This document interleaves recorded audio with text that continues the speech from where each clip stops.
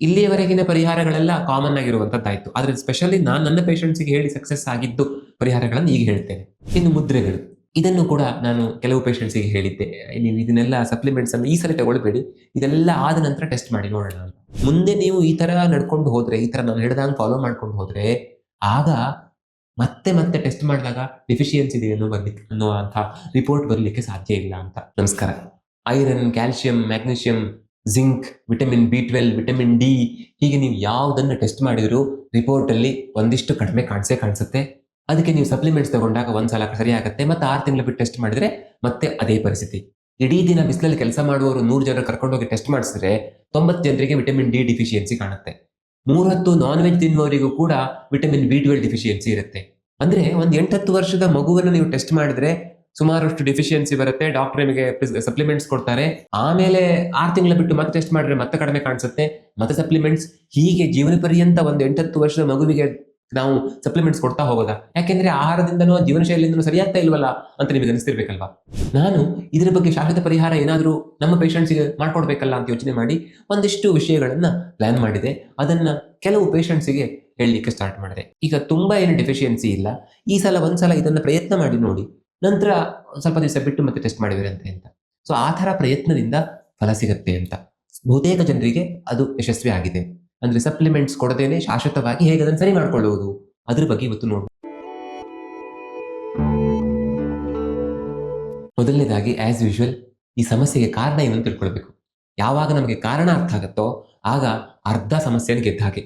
ನಮ್ಮ ಬಾಡಿಯಲ್ಲಿರುವ ನ್ಯೂಟ್ರಿಯೆಂಟ್ಸ್ ಅನ್ನ ಮನೆಯಲ್ಲಿರೋ ತುಪ್ಪ ಅಂತ ಅರ್ಥ ಮಾಡ್ಕೊಳ್ಳೋಣ. ಆ ತುಪ್ಪ ಸರಿಯಾಗಿರ್ಬೇಕು ಅಥವಾ ತುಪ್ಪ ತಯಾರಾಗಬೇಕು, ಬೇಕಾದಷ್ಟು ಮಟ್ಟದಲ್ಲಿ ಸಿಗಬೇಕು ಅಂತ ಆದ್ರೆ ಒಂದು 3-4 ವಿಷಯದಲ್ಲಿ ನಾವು ಜಾಗ್ರತೆ ವಹಿಸಬೇಕು. ಮೊದಲನೇದಾಗಿ ನಮ್ಮ ಮನೆಗೆ ಹಾಲು ಸರಬರಾಜು ಆಗಬೇಕು. ಅಂದ್ರೆ ಯಾರೋ ಹಾಲು ಸಪ್ಲೈ ಮಾಡಬೇಕು, ಹಾಲು ಮಾರಾಟ ಮಾಡೋದು ನಮ್ಮ ಓಣಿಗೆ ಬರಬೇಕು ಒಂದು. ಎರಡನೇದು, ಹಾಲು ಅವನು ಇಟ್ಟು ಹೋಗಿದ್ದು ನಮಗೆ ಗೊತ್ತಾಗಬೇಕು, ನಾವು ಅದನ್ನು ಒಳಗೆ ತಗೊಳ್ಬೇಕು. ಮೂರನೇದು, ಆ ಹಾಲನ್ನ ಯಾವುದೋ ಬೆಕ್ಕೋ ಇನ್ಯಾರೋ ಬಂದು ಅದನ್ನು ಕದ್ಕೊಂಡು ಹೋಗ್ಬಾರ್ದು. ನಾಲ್ಕನೇದು, ಹಾಲಿನಿಂದ ತುಪ್ಪ ಹೇಗೆ ಮಾಡ್ಕೊಳ್ಬೇಕು ಅಂತ ನಮಗೆ ಗೊತ್ತಿರಬೇಕು. ಈ 4 ವಿಷಯದಲ್ಲಿ ಸಮಸ್ಯೆ ಆದ್ರೆ ತುಪ್ಪ ತಯಾರಾಗಲಿಕ್ಕೆ ಸಾಧ್ಯ ಇಲ್ಲ. ಹಾಗೆ ನಮ್ಮ ದೇಹದಲ್ಲಿ ಸಫಿಷಿಯಂಟ್ ಕ್ವಾಂಟಿಟಿಯಲ್ಲಿ ಈ ನ್ಯೂಟ್ರಿಯೆಂಟ್ಸ್ ಇರಬೇಕು ಅಂತಾದ್ರೆ ಒಂದು, ನಾವು ಅವುಗಳ ಸೇವನೆ ಪ್ರಮಾಣ ಸರಿ ಇರಬೇಕು, ನಮ್ಮ ದೇಹ ಅದನ್ನ ಅಬ್ಸಾರ್ಬ್ ಮಾಡ್ಕೊಳ್ಬೇಕು, ಮತ್ತೆ ಅದು ಸುಮ್ಮನೆ ದೇಹದಿಂದ ಹಾಗೆ ಹೊರಟು ಹೋಗ್ಬಾರ್ದು. ಮತ್ತೆ ನಾವು ಏನು ಆಹಾರ ತಗೊಳ್ತೀವಲ್ಲ, ಆ ಆಹಾರದಲ್ಲಿ ಇರುವಂತಹ ಅಂಶವನ್ನ ಫೈನಲ್ ವಿಟಮಿನ್ ಆಗಿಯೋ ಮಿನರಲ್ ಆಗಿಯೋ ಕನ್ವರ್ಟ್ ಮಾಡುವ ಕೆಪಾಸಿಟಿ ನಮ್ಮ ದೇಹಕ್ಕೆ ಇರಬೇಕು. ಇದು 4 ವಿಷಯದಲ್ಲಿ ಏನಾದ್ರು ಸಮಸ್ಯೆ ಆದ್ರೆ ಆಗ ಖಂಡಿತ ಇದೆಲ್ಲ ಡಿಫಿಷಿಯನ್ಸಿ ಬರುತ್ತೆ. ನಾವು ಎಷ್ಟೇ ತಿನ್ಲಿ ಎಷ್ಟೇ ಕುಡಿಲಿ ಏನೂ ಪ್ರಯೋಜನ ಆಗೋದಿಲ್ಲ. ಈಗ ಮೊದಲನೇದು ನಮಗೆಲ್ಲ ಗೊತ್ತಿದೆ, ನಾವು ಆ ಥರ ನ್ಯೂಟ್ರಿಷಿಯಸ್ ಫುಡ್ ತಗೊಳ್ಬೇಕು, B12 ಏನು ತಗೊಳ್ಬೇಕು, ಜಿಂಕ್ಗೆ ಏನು ತಗೊಳ್ಬೇಕು, ಕ್ಯಾಲ್ಸಿಯಂಗೆ ಏನು ತಗೊಳ್ಬೇಕು, ಐರನ್ ಗೆ ಏನು ತಗೊಳ್ಬೇಕು, ವಿಟಮಿನ್ ಡಿಗೆ ಬಿಸಿಲಿಗೆ ಹೋಗ್ಬೇಕು, ಇದೆಲ್ಲ ನಮಗೆ ಗೊತ್ತಿದೆ. ಹಾಗಾಗಿ ಆ ಮೊದಲನೇ ಹಾಲಿನ ಸಪ್ಲೈ ನಮ್ಮ ಮನೆಗೆ ಆಗೋದಿಲ್ಲ ಅನ್ನೋ ಸಮಸ್ಯೆ ನಮಗೆ ಗೊತ್ತಿದೆ, ನಾವು ತಿಂತೇವೆ ಅಂತ. ಬೇಕಿದ್ರೆ ಇನ್ನೊಂದ್ಸಾರಿ ಅದ್ರ ಬಗ್ಗೆ ಹೇಳೋಣ. ಇನ್ನು ಎರಡನೆಯ ಸ್ಟೆಪ್, ನಮ್ಮ ದೇಹ ಅದನ್ನ ಅಬ್ಸಾರ್ಬ್ ಮಾಡ್ಕೊಳ್ಬೇಕಲ್ಲ, ಹಾಗೆ ಕಳಿಸಬಾರ್ದಲ್ಲ. ಆ ಅಬ್ಸಾರ್ಬ್ ಮಾಡ್ಕೊಳ್ಳೋದ್ರಲ್ಲಿ ಸಮಸ್ಯೆ ತುಂಬಾ ದೊಡ್ಡ ಪ್ರಾಬ್ಲಮ್ ಆಗ್ತಾ ಇದೆ. ಹಾಲೇನೋ ತಂದಿಟ್ಟು ಹೋಗಿದ್ದಾನೆ, ನಾವು ಒಳಗೆ ತಗೊಳ್ಳಿಲ್ಲ ಅನ್ನೋ ಪರಿಸ್ಥಿತಿ ಬರ್ತಾ ಇದೆ ಅಂತ. ಅದಕ್ಕೆ ಹಲವಾರು ಕಾರಣಗಳಿವೆ. ಒಂದು, ನಮ್ಮ ಕರುಳು ಸರಿಯಾಗಿ ಅಬ್ಸಾರ್ಬ್ ಮಾಡ್ಕೊಳ್ಳದೆ ಇರೋದು. ಅದಕ್ಕೆ ಮುಂದೆ ಕಾರಣಗಳನ್ನ ನೋಡುವಾಗ ನಮಗೆ ಸ್ಪಷ್ಟತೆ ಬರುತ್ತೆ. ಅಥವಾ ವಿಟಮಿನ್ ಡಿ ವಿಷಯದಲ್ಲಿ ತುಂಬಾ ಡಾರ್ಕ್ ಸ್ಕಿನ್ ಇರುವಂತವ್ರು, ಅಂದ್ರೆ ಬಣ್ಣ ತುಂಬಾ ಕಪ್ಪಾಗಿದೆ, ಮೆಲನಿನ್ ತುಂಬಾ ಜಾಸ್ತಿ ಇದೆ ಅಂತ ಆದ್ರೆ ಆಗ ಹೆಚ್ಚೊತ್ತು ಸೂರ್ಯನ ಬಿಸಿಲಿಗೆ ಇದ್ರೆ ಆಗ ಸಿಂಥಸೈಸ್ ಆಗ್ಲಿಕ್ಕೆ ಸಾಧ್ಯ. ಸೊ ಅದು ಒಂದು ಮುಖ್ಯ ಕಾರಣ ಆಗುತ್ತೆ. ಮತ್ತೆ ಕೆಲವು ಮೆಡಿಸಿನ್ಸ್, ಔಷಧಗಳ ಕಾರಣದಿಂದಾಗಿಯೂ ಕೂಡ ಅಬ್ಸಾರ್ಪ್ಷನ್ ಸರಿಯಾಗೋದಿಲ್ಲ. ಅದಕ್ಕೆ ನಾವು ಅಸಿಡಿಟಿ ಮಾತ್ರೆಗಳನ್ನು ಇನ್ಯಾವುದೋ ಮಾತ್ರೆಗಳನ್ನ ಸುಮ್ಮನೆ ತಗೊಳ್ತಾ ಇರಬಾರ್ದು. ಎಷ್ಟೇ ನಾವು ಫುಡ್ ಅಲ್ಲಿ ತಗೊಂಡ್ರೂ ಕೂಡ ನ್ಯೂಟ್ರಿಷನ್ ಡಿಫಿಷಿಯನ್ಸಿ ಆಗುತ್ತೆ ಅಂತ. ಇನ್ನು ಇನ್ಫ್ಲಮೇಷನ್, ನಾವು ತೆಗೆದುಕೊಳ್ಳುವಂಥ ಕೆಟ್ಟ ಆಹಾರ ಅಪರೂಪಕ್ಕೆಲ್ಲ ತಗೊಂಡ್ರೆ ತೊಂದರೆ ಇಲ್ಲ, ಎಂಜಾಯ್ ಮಾಡಬೇಕು ಅಂತ ತಿನ್ಬೇಕು ಅನ್ಸುತ್ತೆ, ಓಕೆ ಪರವಾಗಿಲ್ಲ. ಆದ್ರೆ ಅದು ರೆಗ್ಯುಲರ್ ಆದ್ರೆ ದೇಹದಲ್ಲಿ ಇನ್ಫ್ಲಮೇಷನ್ ತುಂಬಾ ಜಾಸ್ತಿ ಆಗುತ್ತೆ. ಆಗ ಕೂಡ ನಾವು ತೆಗೆದುಕೊಂಡಿರುವಂತಹ ನ್ಯೂಟ್ರಿಯೆಂಟ್ಸ್ ಅಬ್ಸಾರ್ಬ್ ಆಗ್ಲಿಕ್ಕೆ ಸಾಧ್ಯ ಇಲ್ಲ. ಇನ್ನು ಮೂರನೇದೇನು ಅಂತಂದ್ರೆ, ತಂದಿಟ್ಟಿರುವಂತಹ ಹಾಲನ್ನ ಬೆಕ್ಕು ಕುಡ್ಕೊಂಡು ಹೋಗ್ಬಿಡ್ತು ಅಂತ ತುಪ್ಪ ತಯಾರಾಗ್ಲಿಕ್ಕೆ ಸಾಧ್ಯ ಇಲ್ಲಲ್ಲ. ಅದಕ್ಕೂ ಕೂಡ ಕೆಲವು ಕಾರಣಗಳಿವೆ. ಅಂದ್ರೆ ಅದು ನಮ್ಮ ದೇಹದಲ್ಲಿ ಹೇಗಾಗತ್ತೆ ಅಂತಂದ್ರೆ, ನಾವೇನೋ ಒಳ್ಳೆ ನ್ಯೂಟ್ರಿಷಿಯಸ್ ಫುಡ್ ತಗೊಂಡಿದೀವಿ, ಆದ್ರೆ ಅದನ್ನ ನಮ್ಮ ದೇಹ ಬೇಕು ಅಂತ ಹೊರಗೆ ಹಾಕ್ಬಿಡುತ್ತೆ. ಕಿಡ್ನಿಯ ಮೂಲಕವೋ ಮೋಷನ್ ಮೂಲಕವೋ, ಸಾಮಾನ್ಯವಾಗಿ ಕಿಡ್ನಿಯ ಮೂಲಕ ಎಲ್ಲ ಈ ವಾಟರ್ ಸಾಲ್ಯುಬಲ್ ನ್ಯೂಟ್ರಿಯೆಂಟ್ಸ್ ಹೊರಗೋಗ್ಬಿಡ್ತವೆ. ಅದು ಯಾಕೆ ಅಂತ ಅಂದ್ರೆ, ನಾವು ತೆಗೆದುಕೊಳ್ಳುವ ಕೆಲವು ಔಷಧಗಳು, ಮತ್ತೆ ಆಲ್ಕೋಹಾಲ್ ರೂಢಿ ಇದ್ರೆ, ಮತ್ತೆ ತುಂಬಾ ಟೆನ್ಷನ್ ಆಗ್ತಾ ಇದ್ರೆ ಆಗ ಕಾರ್ಟಿಸೋಲ್ ಹಾರ್ಮೋನ್ ಎಲ್ಲ ರಿಲೀಸ್ ಆಗಿ ಅದು ಹೊರಗೆ ಹಾಕುವ ಕೆಲಸವನ್ನು ಮಾಡಿಬಿಡುತ್ತೆ. ಇನ್ನು ನಾಲ್ಕನೇದು ಕನ್ವರ್ಷನ್. ಹಾಲಿದೆ, ಎಲ್ಲ ಸರಿಯಾಗಿ ಉಳಿತು, ಆದ್ರೆ ಹಾಲನ್ನು ತುಪ್ಪ ಮಾಡ್ಲಿಕ್ಕೆ ಬರ್ಲಿಲ್ಲ ಅಂತಾದ್ರೆ ಅದೇ ಪರಿಸ್ಥಿತಿ ನಮ್ಮ ದೇಹದಲ್ಲೂ ಆಗುತ್ತೆ. ಈಗ ಬಹಳಷ್ಟು ಇದು ಹೇಗಿರುತ್ತೆ ಅಂತಂದ್ರೆ ಸಂಪೂರ್ಣವಾಗಿ ಆ ವೈಟಮಿನ್ನೋ ಮಿನರಲ್ಲೋ ಇರೋದಿಲ್ಲ. ಅದನ್ನ ನಮ್ಮ ದೇಹ ಕನ್ವರ್ಟ್ ಮಾಡ್ಕೊಳ್ಬೇಕಾಗತ್ತೆ. ಆ ಕನ್ವರ್ಷನ್ನೇ ಸರಿಯಾಗೋದಿಲ್ಲ ಅಂತ ಆದ್ರೂ ಕೂಡ ನಾವೆಷ್ಟು ತಿಂದ್ರೂ ಅದು ನಾವು ಬ್ಲಡ್ ಟೆಸ್ಟ್ ಮಾಡಿದಾಗ ಕಡಿಮೆನೇ ಕಾಣಿಸುತ್ತೆ. ಮತ್ತೆ ಆ ಸಿಂಪ್ಟಮ್ಸ್ ಇರುತ್ತೆ, ನಮ್ಮ ದೇಹಕ್ಕೆ ತೊಂದರೆ ಆಗ್ತಾನೆ ಇರುತ್ತೆ. ಉದಾಹರಣೆಗೆ ಬಿಸಿಲಿಗೆ ಎಷ್ಟು ಹೊತ್ತು ನಿಂತ್ಕೊಂಡ್ರು ಕೂಡ ವಿಟಮಿನ್ ಡಿ3 ಆಗಿ ಫೈನಲಿ ಕನ್ವರ್ಟ್ ಆಗ್ಬೇಕಲ್ಲ, ಆ ಕನ್ವರ್ಷನ್ ಅನ್ನ ಲಿವರ್ ಕಿಡ್ನಿ ಎಲ್ಲ ಸೇರಿ ಮಾಡ್ಬೇಕಾಗತ್ತೆ. ಅವು ಎರಡು ಚೆನ್ನಾಗಿ ಕೆಲಸ ಮಾಡ್ತಿಲ್ಲ ಅಂತ ಆದ್ರೆ ಆಗ ಡಿ3 ಕನ್ವರ್ಷನ್ ಆಗೋದೇ ಇಲ್ಲ. ಇನ್ನು ಇತ್ತೀಚೆಗೆ ಯಾಕೆ ಇದು ಕಾಮನ್ ಆಗ್ತಾ ಇದೆ, ಎಲ್ಲರಲ್ಲೂ ಈ ಸಮಸ್ಯೆ ಕಾಣಿಸ್ಕೊಳ್ತಿದೆಯಲ್ಲ ಅನ್ನೋದಕ್ಕೆ ಸಾಮಾನ್ಯವಾಗಿ ಎಲ್ಲರಲ್ಲಿರುವ ಕಾರಣವನ್ನು ನೋಡೋಣ. ಮೊದಲನೇದಾಗಿ ಅಫ್ಕೋರ್ಸ್ ಸ್ಟ್ರೆಸ್. ಯಾರಿಗಿಲ್ಲ ಅಂತ ನಾವು ಹುಡುಕ್ಬೇಕಾಗಿದೆ. ನಮ್ಮ ದೇಹದಲ್ಲಿ ಯಾವಾಗ ಫೈಟ್ ಅಂಡ್ ಫ್ಲೈಟ್ ಮೋಡ್ ಅಂದ್ರೆ ಸಿಂಪಥೆಟಿಕ್ ನರ್ವ್ ಆಕ್ಟಿವ್ ಆಗುತ್ತೋ, ನರ್ವ್ಸ್ ಎಲ್ಲ ಆಕ್ಟಿವ್ ಆಗ್ತಾವೋ, ಅಂದ್ರೆ ಅವು ಹೇಗೆ ಅಂತಂದ್ರೆ ನಮ್ಮನ್ನ ಯುದ್ಧಕ್ಕೆ ತಯಾರು ಮಾಡಿದ ಹಾಗೆ. ಏನೋ ಸಮಸ್ಯೆ ಆಯ್ತು, ಹಾವು ಕಾಣ್ತು, ನಮ್ಮ ದೇಹದಲ್ಲಿ ಅದು ಆಕ್ಟಿವೇಟ್ ಆಗುತ್ತೆ, ನಾವು ಓಡ್ತೇವೆ. ಅಥವಾ ಯಾರೋ ಹೊಡೆದಾಟಕ್ಕೆ ಬಂದ್ರು, ಅದು ಆಕ್ಟಿವೇಟ್ ಆಗುತ್ತೆ, ನಾವು ಹೊಡಲಿಕ್ಕೆ ರೆಡಿ ಆಗ್ತೇವೆ. ಆಗ ನಮ್ಮ ಎಲ್ಲ ರಕ್ತ ಸಂಚಾರ ಮಾಂಸಖಂಡಗಳ ಬದಿಗೆ ಹೋಗುತ್ತೆ ಹೊರತು ಕರುಳಿಗೆ ಹೋಗೋದಿಲ್ಲ, ಸರಿಯಾಗಿ ಏನು ನ್ಯೂಟ್ರಿಯೆಂಟ್ಸ್ ಅಬ್ಸಾರ್ಬ್ ಆಗ್ಲಿಕ್ಕೆ ಸಾಧ್ಯ ಇಲ್ಲ. ಮತ್ತೆ ಈ ಸ್ಟ್ರೆಸ್ಸಿನ ಕಾರಣದಿಂದಾನೇ ಈ ಲೀಕಿ ಗಟ್ ಪ್ರಾಬ್ಲಮ್ ಎಲ್ಲ ಆಗುತ್ತೆ. ಅಂದ್ರೆ ಈ ಕಾರ್ಟಿಸೋಲ್ ಹಾರ್ಮೋನ್ ತುಂಬಾ ಜಾಸ್ತಿ ಆಗಿದೆ. ಇದ್ರ ಬಗ್ಗೆ ಒಂದ್ಸಾರಿ ಹೇಳಿದ್ದೇನೆ. ಇದು ಜಾಸ್ತಿ ಆಗಿ ಗಟ್ಟಲ್ಲೆಲ್ಲ ಬ್ರೇಕ್ಸ್ ಬರುತ್ತೆ. ಆಗ ಸರಿಯಾಗಿ ಡೈಜೆಸ್ಟ್ ಆಗದೆ ಇರುವಂತಹ ಅರ್ಧಂಬರ್ಧ ಬೆಂದಿರುವಂತಹ ಅನ್ನ ಅಂತ ಹೇಳ್ಬೋದು, ಅದು ನಮ್ಮ ದೇಹಕ್ಕೆ ಹಾಗೇ ಸೇರುವಂತ ಚಾನ್ಸಸ್ ತುಂಬಾ ಜಾಸ್ತಿ. ಇದರಿಂದನೇ ಬಹಳಷ್ಟು ಕಾಯಿಲೆಗಳು ಕೂಡ ಬರ್ತವೆ ಅಂತ. ಇದಕ್ಕೆ ಆಯುರ್ವೇದ ಆಮ ಅಂತ ಕರೆಯೋದು. ಮತ್ತೆ ಸ್ಟ್ರೆಸ್ ಇಂದ ಎಲ್ಡೋಸ್ಟೆರಾನ್ ಅಂತ ಹಾರ್ಮೋನ್ಗಳು ಹೆಚ್ಚಾಗಿ ಈ ಮಿನರಲ್ಸ್ ಎಲ್ಲ ನಮ್ಮ ಕಿಡ್ನಿಯ ಮೂಲಕ ಬಹಳ ವೇಗವಾಗಿ ಹೊರಟೋಗ್ಲಿಕ್ಕೆ ಶುರು ಮಾಡ್ತವೆ. ಅದಕ್ಕೂ ಕೂಡ ಈ ಹಾರ್ಮೋನ್ ಕಾರಣ, ಅದಕ್ಕೆ ಸ್ಟ್ರೆಸ್ ಕಾರಣ ಅಂತ. ಸೊ ನಾವು ಸ್ಟ್ರೆಸ್ ಎಷ್ಟು ಹೆಚ್ಚು ಮಾಡ್ಕೊಳ್ತೀವೋ ಅಷ್ಟು ಸಮಸ್ಯೆ ಆಗುತ್ತೆ. ಈ ಸ್ಟ್ರೆಸ್ಸಿಗೆ ಕಾರಣಗಳು ತುಂಬಾ ಇವೆ. ನಮ್ಮ ದಿನಚರಿ ತುಂಬಾ ಕೆಟ್ಟದಾಗಿರೋದು, ಎಲ್ಲೆಲ್ಲೋ ನಮ್ಮ ಸಮಯ ವ್ಯರ್ಥ ಮಾಡೋದು, ಮೊಬೈಲ್ ಬಳಕೆ ಜಾಸ್ತಿ ಮಾಡೋದು, ಇಲ್ಲದೆ ಇರೋ ವಿಷಯಗಳಿಗೆ ನಾವು ಮೂಗು ತೂರ್ಸ್ಲಿಕ್ಕೆ ಹೋಗೋದು, ಈ ತರ ಹಲವಾರು ಕಾರಣಗಳಿಂದ ನಮಗೆ ಸ್ಟ್ರೆಸ್ ಆಗ್ತಾ ಇದೆ. ಅದನ್ನು ಕಡಿಮೆ ಮಾಡ್ಕೊಳ್ಳಿಕ್ಕೆ ಪ್ರಯತ್ನ ಮಾಡಬೇಕು. ಇನ್ನು ಎರಡನೇದು ಪ್ರೊಸೆಸ್ಡ್ ಫುಡ್ಸ್. ಈ ಕೆಟ್ಟ ಫುಡ್ ಇದೆಯಲ್ಲ, ನಾನು ಬಹಳಷ್ಟು ಬಾರಿ ಹೇಳ್ತೇನೆ, ಮತ್ತೆ ಹೇಳ್ತಾ ಇರೋದಿಲ್ಲ. ಯಾರು ಎಷ್ಟೇ ಅದು ಅದರಲ್ಲಿ ಅದಿದೆ ಇದಿದೆ ಏನೂ ತೊಂದರೆ ಇಲ್ಲ ತಿನ್ನಿ ಅಂತ ಹೇಳಿದ್ರು ಕೂಡ ಈ ಹೊರಗಡೆಯಿಂದ ತಂದು ತಿನ್ನುವಂತಹ ಬಹುತೇಕ ಎಲ್ಲ ಫುಡ್ಡಿಗೂ ಕೂಡ ನಮ್ಮ ಕರುಳಲ್ಲಿರುವಂತಹ ಒಳ್ಳೆ ಬ್ಯಾಕ್ಟೀರಿಯಾವನ್ನ ಅವಕ್ಕೆ ಅನುಕೂಲ ಮಾಡ್ಕೊಡದೇನೆ ಕೆಟ್ಟ ಬ್ಯಾಕ್ಟೀರಿಯಾನ ಬೆಳೆಸುವಂತಹ ಗುಣ ಇದೆ. ಇದರಿಂದಾಗಿ ಏನಾಗುತ್ತೆ ಅಂತಂದ್ರೆ ಆ ಒಳ್ಳೆ ಬ್ಯಾಕ್ಟೀರಿಯಾಗಳಿಂದಾಗಿ ಸಿಂಥಸೈಸ್ ಆಗುವಂತಹ ವಿಟಮಿನ್ K2, B9, B12 ಈ ತರ ವೆರಿ ಇಂಪಾರ್ಟೆಂಟ್ ವಿಟಮಿನ್ಗಳು ಸರಿಯಾಗಿ ಕೆಲಸ ಮಾಡೋದಿಲ್ಲ ಅಂತ. ಹಾಗೆ ಈ ಕೆಟ್ಟ ಫುಡ್ಗಳು ಕೆಲಸ ಮಾಡ್ತವೆ. ಕೇವಲ ಅಷ್ಟೇ ಅಲ್ಲ, ಹಲವಾರು ರೀತಿಯಲ್ಲಿ ತೊಂದರೆಯನ್ನು ಉಂಟು ಮಾಡ್ತವೆ. ಆದರೆ ವಿಶೇಷವಾಗಿ ಇರೋದನ್ನು ನಾನು ಹೇಳಿದೆ ಅಷ್ಟೇ. ಇನ್ನು ನಾವು ಒಳ್ಳೆಯದು ಅಂತ ಅಂದ್ಕೊಂಡು ಸೇವನೆ ಮಾಡ್ತಾ ಇರುವಂತಹ ಆಹಾರ ಪದಾರ್ಥಗಳಲ್ಲಿ ಕೂಡ ಆಂಟಿ ನ್ಯೂಟ್ರಿಯೆಂಟ್ಸ್ ಇರುತ್ತೆ. ಅಂದ್ರೆ ನಮ್ಮ ನ್ಯೂಟ್ರಿಯೆಂಟ್ಸ್ ವಿರುದ್ಧ ಕೆಲಸ ಮಾಡುವಂತ ಅಥವಾ ನ್ಯೂಟ್ರಿಯೆಂಟ್ಸ್ ಅಬ್ಸಾರ್ಪ್ಷನ್ಗೆ ಸಮಸ್ಯೆ ಮಾಡುವಂತ ಒಂದಿಷ್ಟು ಘಟಕಗಳು ಅಥವಾ ರಾಸಾಯನಿಕಗಳು ಅಂತ ಹೇಳ್ಬೋದು. ಅಂದ್ರೆ ನಮ್ಮ ಧಾನ್ಯಗಳು ಅಥವಾ ಬೇಳೆಕಾಳುಗಳು, ಸಿರಿಧಾನ್ಯಗಳು, ಇವುಗಳಲ್ಲಿ ಎಲ್ಲ ಈ ಫೈಟಿಕ್ ಆಸಿಡ್ ಅಥವಾ ಆಕ್ಸಾಲಿಕ್ ಆಸಿಡ್ ಇಂತಹ ಘಟಕಗಳಿರ್ತವೆ. ಇವು ಏನ್ ಮಾಡ್ತವೆ ಅಂತಂದ್ರೆ ನಾವು ತೆಗೆದುಕೊಂಡಿರುವಂತಹ ನ್ಯೂಟ್ರಿಯೆಂಟ್ ರಿಚ್ ಫುಡ್ ಇರುತ್ತಲ್ಲ, ಅದರಲ್ಲಿರುವಂತಹ ನ್ಯೂಟ್ರಿಯೆಂಟ್ ಅನ್ನ ಜೊತೆಗೆ ಇವು ಹೋಗಿ ಬೈಂಡ್ ಆಗಿಬಿಡ್ತವೆ. ಹಾಗೆ ಬೈಂಡ್ ಆದಾಗ ದೇಹ ಅದನ್ನು ಅಬ್ಸಾರ್ಬ್ ಮಾಡ್ಕೊಳ್ಳಿಕ್ಕೆ ಆಗೋದಿಲ್ಲ, ಅದು ಹಾಗೆ ಹೊರಗೆ ಹೋಗುತ್ತೆ.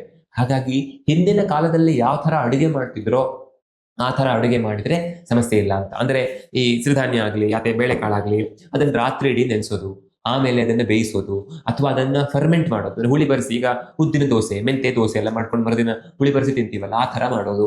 ಈ ತರ ಅದನ್ನ ಪ್ರೊಸೆಸ್ ಮಾಡಿದಾಗ ಆ ಆಂಟಿ ನ್ಯೂಟ್ರಿಯೆಂಟ್ಸ್ ಎಲ್ಲ ನಾಶ ಆಗ್ತವೆ ಅಂತ. ಹಾಗಾಗಿ ನೆನೆಸೋದು, ಬೇಯಿಸೋದು, ಫರ್ಮೆಂಟ್ ಮಾಡೋದು ಅಥವಾ ಬೇರೆ ಬೇರೆ ರೀತಿಯ ಪ್ರೊಸೆಸಿಂಗ್ಗೆ ಅದನ್ನ ನಮ್ಮ ಮನೆಯಲ್ಲೇ ಒಳಪಡಿಸೋದು ಅಂತ. ಈ ತರ ಮಾಡಿದಾಗ ಅನುಕೂಲ ಆಗತ್ತೆ. ಅದು ಬಿಟ್ಟು ನಾನು ಹೆಸರು ಕಾಳನ್ನ ನೆನೆಸದೆ ತಿಂದೆ ಮಾಡಿಬಿಟ್ರೆ ತಪ್ಪಾಗತ್ತೆ ಅಂತ. ಅಥವಾ ಸಿರಿಧಾನ್ಯಗಳನ್ನ ಬೇಯಿಸಿಕೊಂಡು ಊಟ ಮಾಡಿದೆ ಅಷ್ಟೇ ಮಾಡಿಬಿಟ್ರೆ ತಪ್ಪಾಗತ್ತೆ. ಅದಕ್ಕೆ ಬೇಕಾದ ಈ ಎಲ್ಲ ಪ್ರೊಸೆಸ್ ಅನ್ನು ಮಾಡಿಕೊಂಡ್ರೆ ತುಂಬಾ ಒಳ್ಳೆಯದು. ಇನ್ನು ನಾಲ್ಕನೇದು ಟಾಕ್ಸಿನ್ಸ್. ನಮ್ಮ ಪರಿಸರದಲ್ಲಿ ಇರುವಂತದ್ದು ಹೆವಿ ಮೆಟಲ್ಸ್. ಆದ್ರೆ ನಾವು ಏನು ಊಟ ಮಾಡ್ತೀವಲ್ಲ ಅದರೆಲ್ಲರಲ್ಲಿಯೂ ಕೂಡ ಈ ಟಾಕ್ಸಿನ್ಸ್ ಇದೆ, ಕುಡಿಯೋ ನೀರಲ್ಲಿದೆ. ಒಂದು ಸಣ್ಣ ಉದಾಹರಣೆ ಕೊಡಬೇಕು ಅಂತಂದ್ರೆ, ನಮ್ಮ ಆಹಾರದಲ್ಲಿ ಲೆಡ್, ಸೀಸದ ಅಂಶ ಇದೆ ಅಂತ ಆದ್ರೆ ಅದು ಕ್ಯಾಲ್ಸಿಯಂ ಥರನೇ ಕಾಣುತ್ತೆ. ನಮ್ಮ ದೇಹ ಕ್ಯಾಲ್ಸಿಯಂ ಅನ್ನು ಹೀರ್ಕೊಳ್ಬೇಕು, ಲೆಡ್ ಅನ್ನು ಹೀರ್ಕೊಳ್ಬೇಕು ಅಂತ ಗೊತ್ತಾಗೋದಿಲ್ಲ. ಅವುಗಳ ಜೊತೆಗೆ ಅವುಗಳಲ್ಲಿ ಏನು ಸ್ಪರ್ಧೆ ಆಗ್ಬಿಡತ್ತೆ. ಇನ್ನು ಕ್ಯಾಡ್ಮಿಯಂ, ಅದು ಕೂಡ ತುಂಬಾ ಕೆಟ್ಟ ಒಂದು ಪಾಯ್ಸನ್. ಅದು ಕೂಡ ಜಿಂಕ್ ತರ ಕಾಣುತ್ತೆ. ಆ ಕ್ಯಾಡ್ಮಿಯಂ ಅನ್ನ ನಾವು ಗೊತ್ತಿಲ್ಲದೇನೆ ಎಲ್ಲೋ ಚೂರು ಪ್ರಮಾಣದಲ್ಲಿ ಸೇವನೆ ಮಾಡಿದ್ರು ಕೂಡ ಜಿಂಕ್ ಅಬ್ಸಾರ್ಪ್ಷನ್ ಸರಿಯಾಗಿ ಆಗೋದಿಲ್ಲ. ಅದಕ್ಕೆ ಆದಷ್ಟು ನಾವು ಸ್ವಚ್ಛವಾಗಿರೋ ತರ ನಮ್ಮ ಆಹಾರ ಪದ್ಧತಿ ನೋಡ್ಕೊಳ್ಬೇಕು. ಸಾಧ್ಯವಾದ್ರೆ ನಾವೇ ಬೆಳ್ಕೊಳ್ಬೇಕು. ನಮ್ಮ ನೀರನ್ನ ಫಿಲ್ಟರ್ ಮಾಡ್ಕೊಂಡ್ರೆ ಪರವಾಗಿಲ್ಲ ಅಂತ ಈ ಕಾರಣಕ್ಕೆ ಹೇಳುವಂತ ಪರಿಸ್ಥಿತಿ ಬಂದಿದೆ. ನಾನು ಅದನ್ನು ಸಪೋರ್ಟ್ ಮಾಡ್ತೇನೆ ಅಂತಲ್ಲ, ಆದ್ರೆ ನಿಮ್ಮ ನೀರಿನಲ್ಲಿ ಹೆವಿ ಮೆಟಲ್ ಅಂಶ ಇದೆ ಅಂತ ಆದ್ರೆ, ಜಾಸ್ತಿ ಇದೆ ಅಂತ ಆದ್ರೆ ಆಗ ನೀವು ಯೂಸ್ ಮಾಡಿದ್ದು ಒಳ್ಳೇದು ಅಂತ ನನಗೂ ಅನ್ಸುತ್ತೆ. ಇನ್ನು ಇದಕ್ಕೆಲ್ಲ ಪರಿಹಾರ ಏನು? ಮೊದಲನೇದು ನಿಧಾನ ಪರಿವರ್ತನೆ, ಅಂದ್ರೆ ಯಾವುದು ಕಾರಣ ಅದನ್ನು ಬಿಡೋದು ಅಂತ. ಕಾರಣ ಏನು ಅನ್ನೋದು ಸ್ಥೂಲವಾಗಿ ನಮಗೆ ಗೊತ್ತಾಗಿದೆ, ಅದನ್ನ ನಾವು ಬಿಡಬೇಕು ಅಂತ. ಇನ್ನು ಎರಡನೇದು ಎಲ್ಲಾ ತರಹದ ಆಹಾರವನ್ನು ನಾವು ಸೇವನೆ ಮಾಡಬೇಕು. ಅದು ಸೊಪ್ಪು, ಹಣ್ಣು, ತರಕಾರಿ, ಸೀಡ್ಸ್, ನಟ್ಸ್, ಬೇಳೆ ಕಾಳುಗಳು. ನಾನ್ ವೆಜ್ ತಿನ್ನೋರಾದ್ರೆ ನಾನ್ ವೆಜಿಟೇರಿಯನ್ ಫುಡ್ಸ್, ವೆಜಿಟೇರಿಯನ್ಸ್ ಆದ್ರೆ ಹಾಲು, ಬೆಣ್ಣೆ, ತುಪ್ಪ, ಮೊಸರು, ಮಜ್ಜಿಗೆ, ಹೀಗೆ ಎಲ್ಲ ತರಹದ ಆಹಾರ ಪದಾರ್ಥಗಳನ್ನು ನಾವು ಸೇವನೆ ಮಾಡಬೇಕು. ಒಂದೊಂದರಲ್ಲಿ ಒಂದೊಂದು ಸಿಗತ್ತೆ, ಅದು ನಮ್ಮ ನ್ಯೂಟ್ರಿಷನ್ ಚೆನ್ನಾಗಿ ಸಿಗೋ ತರ ಆಗತ್ತೆ. ಮತ್ತೆ ಟ್ರೆಡಿಷನಲ್ ಕುಕಿಂಗ್ ತುಂಬಾ ಒಳ್ಳೇದು ಅಂತ. ನಾವು ಹಿಂದೆಲ್ಲ ಹೇಗೆ ನಾವು ಅಡುಗೆ ಎಲ್ಲ ಮಾಡ್ಕೊಂಡು ಊಟ ಮಾಡ್ತಿದ್ವೋ ಆ ತರ ಮಾಡೋದು ಒಳ್ಳೇದು. ಫಾಸ್ಟ್ ಆಗಿ ಮಾಡಬೇಕು ಅಂತ ಫಾಸ್ಟ್ ಫುಡ್ ರೀತಿಯಲ್ಲಿ ಅಡುಗೆ ಮಾಡ್ಕೊಳ್ಳೋದು ಬೇಡ ಅಂತ. ಇನ್ನು ಮೂರನೇದಾಗಿ ನಾವು ಮೆಡಿಸಿನ್ಸ್ ಅನ್ನ ಕಡಿಮೆ ಮಾಡ್ಕೊಳ್ಳಿಕ್ಕೆ ಪ್ರಯತ್ನ ಮಾಡಬೇಕು ಅಂತಂದ್ರೆ ಅದರ ಅರ್ಥ ಡಾಕ್ಟರ್ ಕೊಟ್ಟಿರುವ ಮೆಡಿಸಿನ್ಸ್ ಅನ್ನೆಲ್ಲ ಬಿಟ್ಟು ಬಿಡಬೇಕು ಅಂತಲ್ಲ. ಬದಲಿಗೆ ನಮ್ಮ ಜೀವನ ಶೈಲಿ, ನಮ್ಮ ದಿನಚರಿ, ನಮ್ಮ ಆಹಾರ ಎಲ್ಲ ಚೆನ್ನಾಗಿ ಇಟ್ಟುಕೊಂಡು ಅವ್ರು ಹೇಳಿದ ಎಲ್ಲ ಪಥ್ಯಗಳನ್ನು ಫಾಲೋ ಮಾಡಿ ಅವ್ರು ಹೇಳಿದ ಮೆಡಿಸಿನ್ಸ್ ಎಲ್ಲ ಸರಿಯಾದ ಪ್ರಮಾಣ ಸರಿಯಾದ ರೀತಿಯಲ್ಲಿ ತೆಗೆದುಕೊಂಡ್ರೆ ಬೇಗ ಔಷಧಗಳನ್ನು ಬಿಟ್ಟು ಬಿಡ್ಲಿಕ್ಕೆ ಸಾಧ್ಯ ಆಗ್ಬೋದು. ಹಾಗಾಗಿ ನಾವು ಔಷಧಗಳನ್ನ ಕಡಿಮೆ ಸೇವನೆ ಮಾಡಲಿಕ್ಕೆ ಪ್ರಯತ್ನ ಮಾಡಬೇಕು. ಆದ್ರೆ ಕೆಲವೊಂದನ್ನ ಜೀವನ ಪರ್ಯಂತ ತಗೊಳ್ಳಿ ಅಂತ ಡಾಕ್ಟರ್ ಹೇಳಿರ್ತಾರೆ, ಅವರ ಸಲಹೆ ಇಲ್ಲದೇನೆ ಯಾವುದೇ ಮೆಡಿಸಿನ್ ಬಿಡೋದು ತಪ್ಪು. ಇಲ್ಲಿಯವರೆಗಿನ ಪರಿಹಾರಗಳೆಲ್ಲ ಕಾಮನ್ ಆಗಿರುವಂತದ್ದಾಯ್ತು. ಆದ್ರೆ ಸ್ಪೆಷಲಿ ನಾನು ನನ್ನ ಪೇಷಂಟ್ಸ್ಗೆ ಹೇಳಿ ಸಕ್ಸಸ್ ಆಗಿದ್ದು ಪರಿಹಾರಗಳನ್ನು ಈಗ ಹೇಳ್ತೇನೆ. ಅದರಲ್ಲಿ ಇಂಪಾರ್ಟೆಂಟ್ ಆಗಿರುವಂತದ್ದು ಅಂದ್ರೆ ಕಷಾಯ ಕುಡಿಯೋದು. ಹಿಂದಿನಿಂದ ನಮ್ಮ ಊರುಗಳಲ್ಲಿ ಮಾಡ್ಕೊಂಡು ಬಂದಿರುವಂತ ಪದ್ಧತಿ. ಕೊತ್ತಂಬರಿ ಬೀಜ, ಜೀರಿಗೆ, ಶುಂಠಿ, ಅರಿಶಿನ, ಈ ತರದ ಸಾಂಬಾರ ಪದಾರ್ಥಗಳನ್ನ ಹಾಕಿ ನಿತ್ಯ ಕಷಾಯ ಮಾಡ್ಕೊಂಡು ಕುಡಿಯೋದು ಅಂತ. ಆದ್ರೆ ಇತ್ತೀಚೆಗೆ ಏನ್ ಸಮಸ್ಯೆ ಆಗ್ತಿದೆ ಅಂತಂದ್ರೆ ಕಷಾಯ ಪೌಡರ್ ಅಂತ ಮಾಡಿಟ್ಕೊಳ್ತಾರೆ. ಅದು ಒಂದು ಚಿಟಿಕೆಯಷ್ಟು, 1/4 ಚಮಚ ಮ್ಯಾಕ್ಸಿಮಮ್ ಆ ಪುಡಿಯನ್ನ ಮನೆಯಲ್ಲಿ 5-6 ಜನ ಇದ್ರೆ ಎಲ್ಲರಿಗೂ ಸೇರಿ ಬೆಳಿಗ್ಗೆ ಕಷಾಯ ಅಂತ ಮಾಡಿ ಅದನ್ನ ಹಾಕ್ತಾರೆ. ಒಬ್ಬೊಬ್ಬರಿಗೆ ಒಂದೊಂದು ಚಿಟಿಕೆಯಷ್ಟು ಕೂಡ ಬರೋದಿಲ್ಲ. ತಿನ್ನುವ ಆಹಾರ ಮಾತ್ರ ಅಂಥದ್ದಿರುತ್ತೆ, ಬಟ್ ಇಲ್ಲಿ ಕಷಾಯದ ಪ್ರಮಾಣ ಸಿಕ್ಕಾಪಟ್ಟೆ ಕಡಿಮೆ ಆಗುತ್ತೆ. ಹಾಗಾಗಿ ಒಬ್ಬೊಬ್ಬರಿಗೆ ಒಂದು 1/4 ಚಮಚದಿಂದ ಅರ್ಧ ಚಮಚ ಬರೋ ಥರ ಅದನ್ನು ಹಾಕಿಕೊಂಡು ಕಷಾಯ ಮಾಡಿಕೊಂಡು ಸೇವನೆ ಮಾಡಿದರೆ, ಕಷಾಯ ಮಾಡಿಕೊಂಡು ಅಂತಲೇ ಚೆನ್ನಾಗಿ ಕುದಿಸಿದ್ರೆ ಸಾಕು. ಅದೇನು ಕಾಲು ಭಾಗಕ್ಕೆ ಬತ್ತಬೇಕು ಹಾಗೆಲ್ಲ ಇಲ್ಲ. ಚೆನ್ನಾಗಿ ಕುದಿಸಿ ಅದನ್ನು ಚೆನ್ನಾಗಿ ಮಿಕ್ಸ್ ಮಾಡಿ, ಅಂದರೆ ಆ ಪೌಡರ್ ಎಲ್ಲರಿಗೂ ಆ ಪೌಡರ್ ಸಿಗಬೇಕು ಅಂತ. ಸಾಮಾನ್ಯವಾಗಿ ಆ ಪೌಡರ್ ಎಲ್ಲ ತಳಕ್ಕೆ ಕುತ್ಕೊಂಡಿರುತ್ತೆ. ಕೊನೆಯಲ್ಲಿ ಕಷಾಯ ಕುಡಿಯುವವರಿಗೆ ಆ ಪೌಡರ್ ಜೊತೆಗೆ ಬರುತ್ತೆ. ಅವರು ಕೂಡ ಅದನ್ನು ಅರ್ಧ ಕುಡಿದು ಆ ಪೌಡರ್ ಎಲ್ಲ ಹಾಗೆ ಲೋಟದಲ್ಲಿ ಬಿಟ್ಟು ಹೋಗೋ ಚಾನ್ಸ್ ಇರುತ್ತೆ. ಹಾಗಾಗಬಾರ್ದು. ಎಲ್ಲರೂ ಅದನ್ನು ಸಮಾನವಾಗಿ ಹಂಚಿಕೊಂಡ್ರೆ ಆಗ ನಮ್ಮ ದೇಹದಲ್ಲಿ ಹಲವಾರು ವಿಷಯಗಳಲ್ಲಿ ಹೆಲ್ಪ್ ಆಗುತ್ತೆ. ಮಾಡರ್ನ್ ಸೈನ್ಸ್ ದೃಷ್ಟಿಯಿಂದ ಹೇಳಬೇಕು ಅಂತಂದ್ರೆ ಈ ಕೆಲವು ಟಾಕ್ಸಿಸಿಟಿ ಸಾಲ್ವ್ ಆಗುತ್ತೆ, ಲೀಕಿ ಗಟ್ಟಿಗೆ ಹೆಲ್ಪ್ ಆಗುತ್ತೆ, ಡೈಜೆಷನ್ ಇಂಪ್ರೂವ್ ಆಗುತ್ತೆ. ಈಗ ಒಂದು ಕೆಲವು ನ್ಯೂಟ್ರಿಯೆಂಟ್ಸ್ ಹೇಗೆ ಅಂತಂದ್ರೆ HCl ಪ್ರೊಡಕ್ಷನ್, ಅಂದ್ರೆ ಆಸಿಡ್ ಏನ್ ಸಿಕ್ರೆಷನ್ ಆಗುತ್ತಲ್ಲ, ಅದು ಸರಿಯಾಗಿ ಆಗದೆ ಹೋದ್ರೂ ಕೂಡ ಅದು ನಮ್ಮ ದೇಹಕ್ಕೆ ಸಿಗೋದಿಲ್ಲ. ಹಾಗಾಗಿ ಅದು ಸರಿಯಾಗಿ ಆಗ್ಲಿಕ್ಕೆ ಹೆಲ್ಪ್ ಆಗುತ್ತೆ. ಹೀಗೆ ಹಲವಾರು ವಿಧಗಳಲ್ಲಿ ಈ ವಿಷಯಕ್ಕೆ ಇದು ಹೆಲ್ಪ್ ಆಗುತ್ತೆ ಅಂತ. ಹಾಗಾಗಿ ನಿತ್ಯ ಇದನ್ನು ಮಾಡ್ಕೊಂಡು ಕುಡಿಯುವ ರೂಢಿ ಬೆಳೆಸ್ಕೊಂಡ್ರೆ ನಮ್ಮ ಇಮ್ಯುನಿಟಿ ಜಾಸ್ತಿ ಆಗುತ್ತೆ, ಡೈಜೆಷನ್ ಪವರ್ ಇಂಪ್ರೂವ್ ಆಗುತ್ತೆ, ಹೆಲ್ತ್ ಓವರ್ ಆಲ್ ಎಲ್ಲ ರೀತಿಯಲ್ಲೂ ಹೆಚ್ಚಾಗುತ್ತೆ, ಚೆನ್ನಾಗುತ್ತೆ. ಜೊತೆಗೆ ಈ ಡಿಫಿಷಿಯನ್ಸಿ ಪ್ರಾಬ್ಲಮ್ಗೆ ಹೆಲ್ಪ್ ಆಗುತ್ತೆ ಅಂತ. ಇದು ಮೊದಲನೇದು ನಾನು ಸಾಮಾನ್ಯವಾಗಿ ಸ್ಪೆಷಲ್ ಆಗಿ ನನ್ನ ಪೇಷಂಟ್ಸ್ಗೆ ಹೇಳಿ. ಇನ್ನು ತ್ರಿಫಲಾ ಚೂರ್ಣದಂತಹ ದೇಹವನ್ನು ಶುದ್ಧ ಮಾಡುವಂತಹ ಚೂರ್ಣಗಳು. ಹಾಗಾಗಿ ನಾವು ಅವರವರ ಪ್ರಕೃತಿ, ಅವರಿಗಿರೋ ಸಮಸ್ಯೆ ನೋಡಿಕೊಂಡು ನೀವು ಈ ತರ ತಗೊಳ್ಳಿ ಅಂತ ಗೈಡ್ ಮಾಡ್ತೇವೆ. ಆದ್ರೆ ಸಾಮಾನ್ಯವಾಗಿ ಹೇಳೋದು ಅಂತಂದ್ರೆ ಒಂದು ಅರ್ಧ ಚಮಚ ತ್ರಿಫಲಾ ಚೂರ್ಣಕ್ಕೆ 1 ಚಮಚ ತುಪ್ಪ, ಅರ್ಧ ಚಮಚ ಜೇನುತುಪ್ಪ ಹಾಕೊಂಡು ಸೇವನೆ ಮಾಡಿ ಅಂತ. ಅದು ಯಾವ ಸಮಸ್ಯೆ ಇದೆ ಅನ್ನೋದ್ರ ಮೇಲೆ ಊಟಕ್ಕಿಂತ ಮೊದಲು, ಊಟದ ನಂತರವೋ, ಬೆಳಿಗ್ಗೆನೋ, ಸಂಜೆಯೋ ಇದೆಲ್ಲ ಮ್ಯಾಟರ್ ಆಗುತ್ತೆ.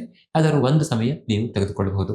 ಇನ್ನು ಕೆಲವರಿಗೆ ರಸಾಯನ ಚೂರ್ಣ, ಅದರಲ್ಲಿ ಅಮೃತಬಳ್ಳಿ, ಗೋಕ್ಷುರ ಮತ್ತೆ ನೆಲ್ಲಿಕಾಯಿ ಇದೆ ಅಂತ ನಿಮಗೆ ಗೊತ್ತಿದೆ. ಇವು 3 ಕೂಡ ಒಂದೊಂದು ರೀತಿಯಲ್ಲಿ ಈ ಸಮಸ್ಯೆಗೆ ಅನುಕೂಲಕರ ಅಂತ. ವಿಶೇಷವಾಗಿ ಗೋಕ್ಷುರ ಡಯೂರೆಟಿಕ್ ಆಗಿದ್ರು ಕೂಡ, ಮೂತ್ರ ಚೆನ್ನಾಗಿ ಹೋಗುವಂಗೆ ಮಾಡಿದ್ರು ಕೂಡ ಈ ಎಲ್ಲ ನ್ಯೂಟ್ರಿಯೆಂಟ್ಸ್ ಅನ್ನು ಎಳ್ಕೊಂಡು ಹೋಗ್ಬಿಡೋದಿಲ್ಲ ಅಂತ.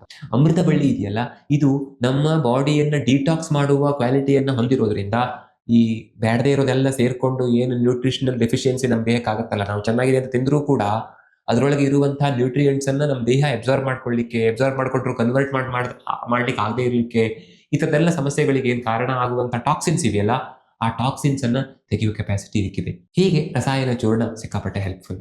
ಇನ್ನು ಪ್ರಾಣಾಯಾಮ, ಅದರಲ್ಲಿ ಕಪಾಲಭಾತಿಯಿಂದ, ಅದೇನು ಪ್ರಾಣಾಯಾಮದ ವಿಧ ಅಂತಲ್ಲ, ಅದಕ್ಕೆ ಒಂದು ಶುದ್ಧಿಕ್ರಿಯೆ ಅದು, ಆದರೂ ಕೂಡ ಅದನ್ನು ನಾವು ಪ್ರಾಣಾಯಾಮ ಅಂತ ಕನ್ಸಿಡರ್ ಮಾಡ್ತೀವಲ್ಲ. ಹಾಗಾಗಿ ನಿಮಗೆ ನಿಮ್ಮ ಯೋಗ ಗುರುಗಳು ಹೇಳಿದ ಪ್ರಮಾಣದಲ್ಲಿ, ಹೇಳಿದ ರೀತಿಯಲ್ಲಿ ಕಪಾಲಭಾತಿಯನ್ನು ಮಾಡಿದರೆ ಆಗ HCl ಪ್ರೊಡಕ್ಷನ್ ಚೆನ್ನಾಗಾಗಲಿಕ್ಕೆ, ಗಟ್ ಸರಿಯಾಗಿ ಮೂವ್ಮೆಂಟ್ ಆಗ್ಲಿಕ್ಕೆ, ಅಂದರೆ ಕರಳು ಸರಿಯಾಗಿ ಮೂವ್ಮೆಂಟ್ ಆಗಲಿಕ್ಕೆ, ಕೆಟ್ಟ ಬ್ಯಾಕ್ಟೀರಿಯಾಗಳು ಬೆಳೆದೇ ಇರೋ ಥರ ಇದಕ್ಕೆಲ್ಲ ಒಂದು ಮಟ್ಟಿಗೆ ಖಂಡಿತ ಹೆಲ್ಪ್ ಆಗುತ್ತೆ. ಎಲ್ಲೋ ಒಂದು 2 ನಿಮಿಷ 3 ನಿಮಿಷ ನಾವು ಕಪಾಲಭಾತಿ ಮಾಡಿದ್ರೂ ಕೂಡ ಇದರ ರಿಸಲ್ಟ್ ತುಂಬಾ ಚೆನ್ನಾಗಿರುತ್ತೆ ಅಂತ. ನಾನು ಸುಮಾರು ಪೇಷಂಟ್ಸ್ ಅಲ್ಲಿ ಈ ಥರದ ವ್ಯತ್ಯಾಸವನ್ನು ನಾನು ನೋಡಿದ್ದೇನೆ ಅಂತ. ಇನ್ನು ಅದ್ಭುತವಾಗಿ ಕೆಲಸ ಮಾಡೋದು ನಾಡಿ ಶುದ್ಧಿ ಪ್ರಾಣಾಯಾಮ. ಅನುಲೋಮ ವಿಲೋಮ ಅಂತ ನಾವು ಹೇಳ್ತೀವಲ್ಲ, ಒಂದು ಕಡೆ ತೆಗೆದುಕೊಂಡು ಇನ್ನೊಂದು ಕಡೆ ಬಿಟ್ಟು, ಅಲ್ಲೇ ಮತ್ತೆ ತಗೊಂಡು ಈ ಕಡೆ ಬಿಟ್ಟು, ನಿಧಾನವಾಗಿ ಇದನ್ನು ಮಾಡ್ತಾ ಹೋಗೋದ್ರಿಂದ ಯೋಗಶಾಸ್ತ್ರ ಹೇಳೋ ಹಾಗೆ ಎಲ್ಲಾದು ಬ್ಯಾಲೆನ್ಸ್ ಆಗುತ್ತೆ. ಎರಡನೇದಾಗಿ ಈ ಮಾಡರ್ನ್ ಸೈನ್ಸ್ ರೀತಿಯಲ್ಲಿ ಹೇಳಬೇಕು ಅಂತಂದ್ರೆ, ನಾನು ಆಗ ಹೇಳಿದ್ನಲ್ಲ, ಫೈಟ್ ಅಂಡ್ ಫ್ಲೈಟ್ ಮೋಡಲ್ ಇರುವಂತಹ ನಮ್ಮ ದೇಹ ಆ ಸಿಂಪಥೆಟಿಕ್ ನರ್ವ್ಸ್ ಆಕ್ಟಿವೇಶನ್ ನಿಂದ ಪ್ಯಾರಾಸಿಂಪಥೆಟಿಕ್ ಕಡೆ ತಿರುಗುತ್ತೆ. ಇದು ರೆಸ್ಟ್ ಅಂಡ್ ಡೈಜೆಸ್ಟ್ ಆರಾಮಾಗಿ ಕೂಲ್ ಆಗಿರೋ ಥರ ನೋಡ್ಕೊಳ್ಳುತ್ತೆ. ಇದರಿಂದ ಏನಾಗುತ್ತೆ ಅಂತಂದ್ರೆ ನಾನು ತಿಂದಿದ್ದು ಒಂದು ತುತ್ತಾದರೂ ಕೂಡ ಅದರಲ್ಲಿ ಎಲ್ಲ ನ್ಯೂಟ್ರಿಯೆಂಟ್ಸ್ ನಮ್ಮ ದೇಹಕ್ಕೆ ಸೇರೋ ಥರ ಆಗುತ್ತೆ. ಅದಕ್ಕೆ ಟಿವಿ ಮೊಬೈಲ್ ನೋಡ್ತಾ ಊಟ ಮಾಡಬಾರ್ದು ಅಥವಾ ಆ ಟೈಮಲ್ಲಿ ಟೆನ್ಷನ್ ಎಲ್ಲ ಮಾಡ್ಕೊಳ್ಬಾರ್ದು ಅನ್ನೋದನ್ನೆಲ್ಲ ಒತ್ತಿ ಒತ್ತಿ ಹೇಳಿರೋದು. ಯಾಕೆಂದ್ರೆ ನಾವು ರಿಲ್ಯಾಕ್ಸ್ ಆಗಿರುವಾಗ ಕಡಿಮೆ ತಿಂದರೂ ಚೆನ್ನಾಗಿ ಅಬ್ಸರ್ವ್ ಆಗುತ್ತೆ. ಅದಿಲ್ಲದೆ ಹೋದ್ರೆ ನಾವು ಎಷ್ಟು ತಿನ್ಲಿ, ಎಷ್ಟು ಸಪ್ಲಿಮೆಂಟ್ಸ್ ತಗೊಳ್ಳಿ, ಅದು ಅನುಕೂಲ ಆಗ್ಲಿಕ್ಕೆ ಸಾಧ್ಯ ಇಲ್ಲ. ಕನಿಷ್ಠ 10 ನಿಮಿಷ, ಸಾಧ್ಯ ಆದರೆ 15 ನಿಮಿಷ, 20 ನಿಮಿಷ, ಒಂದು ಅರ್ಧ ಗಂಟೆ, 1 ಗಂಟೆ ಕೂಡ ನಾವು ಈ ಅನುಲೋಮ ವಿಲೋಮ ಪ್ರಾಣಾಯಾಮವನ್ನ ಮಾಡಬಹುದು. ಅದನ್ನ ಯೋಗ ಗುರುಗಳ ಹತ್ರ ನೀವು ಬೇಕಿದ್ರೆ ಒಂದ್ಸಾರಿ ಕೇಳ್ಕೊಳ್ಬಹುದು. ಇನ್ನು ಮುದ್ರೆಗಳು, ಇದನ್ನು ಕೂಡ ನಾನು ಕೆಲವು ಪೇಷಂಟ್ಸಿಗೆ ಹೇಳಿದ್ದೆ, ನೀವು ಇದನ್ನೆಲ್ಲ ಸಪ್ಲಿಮೆಂಟ್ಸ್ ಅನ್ನು ಈ ಸಲ ತಗೊಳ್ಬೇಡಿ, ಇದೆಲ್ಲ ಆದ ನಂತರ ಟೆಸ್ಟ್ ಮಾಡಿ ನೋಡೋಣ ಅಂತ. ನಾನು ಒಂದು ವಿಡಿಯೋದಲ್ಲಿ ಹೇಳಿದ್ನಲ್ಲ ಪಂಚವಾಯು ಮುದ್ರಾ ಅಂತ, ಅದನ್ನ ವಿಡಿಯೋದ ಕೊನೆಯಲ್ಲಿ ಆ ವಿಡಿಯೋದ ಲಿಂಕ್ ಕೊಡೋಣ, ನೀವು ನೋಡಿಲ್ಲ ಅಂದ್ರೆ ನೋಡ್ಕೊಳ್ಬಹುದು. ಅದರಲ್ಲಿ ಪ್ರಾಣ, ಅಪಾನ, ವ್ಯಾನ, ಉದಾನ, ಸಮಾನ ಈ 5 ವಾಯುಗಳ ಮುದ್ರೆಯನ್ನು ಹೇಳಿದ್ದೆ. ಈ 5 ವಾಯುಗಳ ಮುದ್ರೆಯನ್ನು ಮಾಡೋದ್ರಿಂದ ಕೂಡ ತುಂಬಾ ಹೆಲ್ಪ್ ಆಗುತ್ತೆ. ಯಾಕೆ ಅಂದ್ರೆ ವಾತ ದೋಷದ ಇನ್ವಾಲ್ವ್ಮೆಂಟ್ ಈ ವಿಷಯದಲ್ಲಿ ತುಂಬಾ ಇದೆ ಅಂತ. ನಿಮಗೆ ಈ ಡಿಫಿಷಿಯನ್ಸಿಯಲ್ಲಿ ಕಾಣಿಸುವಂತ ಸಿಂಪ್ಟಮ್ಗಳು ಬಹುತೇಕ ವಾತದೋಷಕ್ಕೆ ಸಂಬಂಧಪಟ್ಟವು. ಮತ್ತೆ ವಾತದೋಷದ ಏರುಪೇರಿರುವಾಗ ದೇಹದಲ್ಲಿ ಡಿಫಿಷಿಯನ್ಸಿ ಆಗೋದು ಸಹಜ. ಅದಕ್ಕೆ ಅನುಲೋಮ ವಿಲೋಮ ಕೂಡ ಆಯುರ್ವೇದ ದೃಷ್ಟಿಯಿಂದ ತುಂಬಾ ಹೆಲ್ಪ್ಫುಲ್ ಅಂತ. ಯಾಕೆಂದ್ರೆ ವಾತ ಒಂದು ಕಂಟ್ರೋಲಿಗೆ ಬರುತ್ತೆ ಪ್ರಾಣಾಯಾಮದಿಂದ, ಅದರಿಂದ ಅರ್ಧ ಸಮಸ್ಯೆ ಸಾಲ್ವ್ ಆಗ್ಬಿಡುತ್ತೆ ಅಂತ. ಯಾಕೆಂದ್ರೆ ನಮ್ಮ ದೇಹದ ಅರ್ಧಂಬರ್ಧ ಸಮಸ್ಯೆಗಳಿಗೆ ವಾತದೋಷ ಕಾರಣ. ಹಾಗಾಗಿ ಈ 5 ಪಂಚ ವಾಯು ಮುದ್ರೆಗಳು ಹೆಲ್ಪ್ ಆಗ್ತವೆ ಅಂತ. ಮತ್ತೆ ಪೃಥ್ವಿ ಮುದ್ರೆ ಕೂಡ ತುಂಬಾ ಹೆಲ್ಪ್ಫುಲ್. ಯಾಕೆಂದ್ರೆ ಪೃಥ್ವಿ ಮುದ್ರೆ ಮಾಡೋದ್ರಿಂದ ದೇಹದಲ್ಲಿ ಒಂದಿಷ್ಟರ ಮಟ್ಟಿಗೆ ಆ ಡಿಫಿಷಿಯನ್ಸಿಯ ಸಮಸ್ಯೆ ಕಂಟ್ರೋಲಿಗೆ ಬರುತ್ತೆ, ದೇಹಕ್ಕೆ ಪೋಷಣೆ ಸಿಗತ್ತೆ ಅಂತ ಶಾಸ್ತ್ರ ಹೇಳುತ್ತೆ. ಅದರ ಅರ್ಥ ನಿಮಗೆ ಡಾಕ್ಟರ್ ಸಿವಿಯರ್ ಡಿಫಿಷಿಯನ್ಸಿ ಇದೆ ಅಂತ ಹೇಳಿದ್ದಾರೆ, ಆದರೆ ನೀವು ಅದನ್ನೆಲ್ಲ ಬಿಟ್ಟು ಈ ಮುದ್ರೆ ಮಾಡ್ಕೊಂಡು ಸರಿ ಮಾಡ್ಕೊಂಡ್ಬಿಡ್ತೇನೆ ಅಥವಾ ನಾನು ಹೇಳಿದ್ದನ್ನು ಮಾಡ್ಕೊಂಡು ಸರಿ ಮಾಡ್ಕೊಂಡ್ಬಿಡ್ತೇನೆ, ಹಾಗಲ್ಲ. ಈ ಕ್ಷಣಕ್ಕೆ ಈಗ ಏನು ಕಡಿಮೆ ಆಗಿದೆಯೋ ಈಗ ತಗೊಳ್ಳಿ.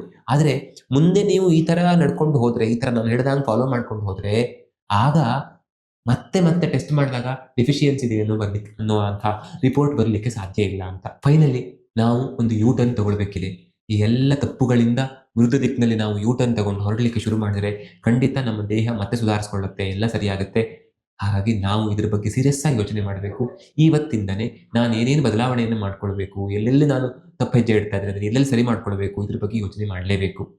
ಜೊತೆಗೆ ಯಾವುದೇ ಕಾರಣಕ್ಕೂ ಡಾಕ್ಟರ್ ನಿಮಗೆ ಸಪ್ಲಿಮೆಂಟ್ ಸಜೆಸ್ಟ್ ಮಾಡಿದ್ದಾರೆ ಅಂತ ಆದರೆ ಈ ಸಾರಿ ಅದನ್ನ ಬಿಟ್ಟು ಇದು ಮಾಡ್ತಿರ್ಬೇಡಿ, ಅದನ್ನ ತಗೊಳ್ಳಿ. ಆದರೆ ಮುಂದೆ ಸಮಸ್ಯೆ ಬರೆದಿರೋ ಹಾಗೆ ಈ ಎಲ್ಲ ಕ್ರಮಗಳನ್ನು ತೆಗೆದುಕೊಳ್ಳಬಹುದು.